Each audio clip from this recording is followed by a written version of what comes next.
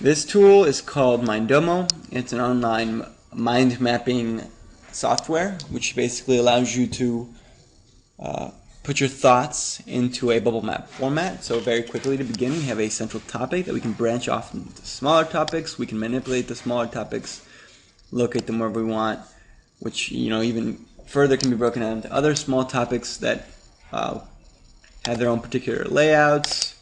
Let's see what else we can add. Images of Kim Kardashian if we so choose.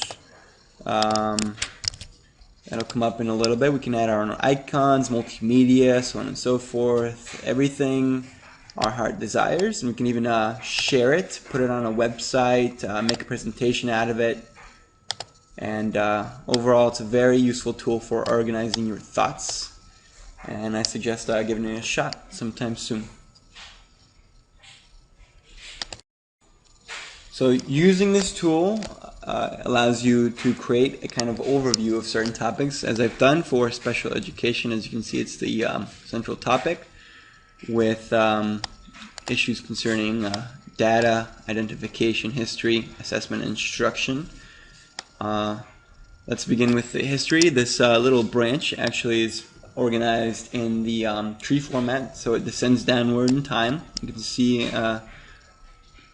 that it starts in 1965 with legislation that rules in favor of inclusion, leading up until Christmas in Purgatory was published, and ultimately IDEA was enacted. You can follow that whole history. Then we move up the tree towards assessment, where we discuss the different types: intelligence testing, standardized tests of achievement, individualized achievement tests, and curriculum-based assessments, with diagrams for these two expressing the commonly known bell curve for IQ, and FCAT is just a particular standardized test, particular to Florida. And then for individualized achievement tests, we have the wiki, and curriculum-based achievements test, we have a website. Each of these links are clickable, by the way, so they'll each take you to sites discussing that topic in greater depth. So of particular importance are the special concerns in assessment, such as the theory of multiple intelligences, which is very seldom taken into consideration. You can pause on the video and explore these different types of intelligences further if you are unfamiliar with them. And then there's the issue of discrimination with testing, which you can find more about this particular article, which questions whether or not high-stakes tests are punishing some students. So if we move further out, we see the area of instruction. You're familiar with the Fat City videos we discussed in class. Is a watchable video within the bubble map without leaving it to go to a YouTube site. So you can watch that with this tool. And then there's a comic strip, which I'll give you some time to read. Pause the video if you'd like, discussing parents and their reactions to individualized education plans.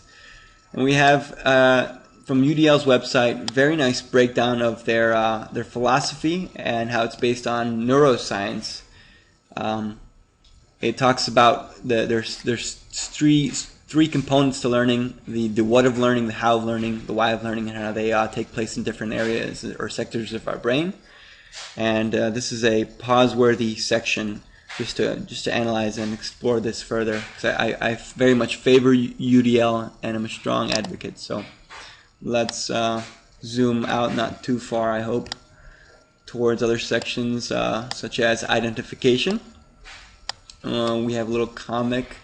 Well, let's first talk about a high level two sides. There's categories, which there's one particular website aids in categorizing children and students with disabilities. If we go to the link, we'll see actually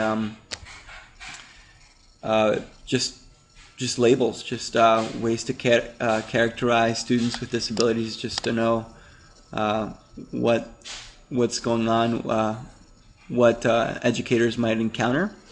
But this is just one side, and what I've learned from this class is there's just something dehumanizing about labeling, and this comic captures that perfectly. It's a comic where this lady asks this gentleman, "So, what do you prefer to be called? Handicapped, disabled, or physically challenged?"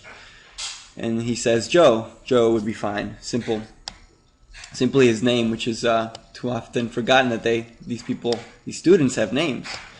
And lastly, we have data, which is a phenomenal website provided by the National Center for Education Statistics that lets you go and explore data pertaining to any sort of thing you can think of in education, but in specific, it has options for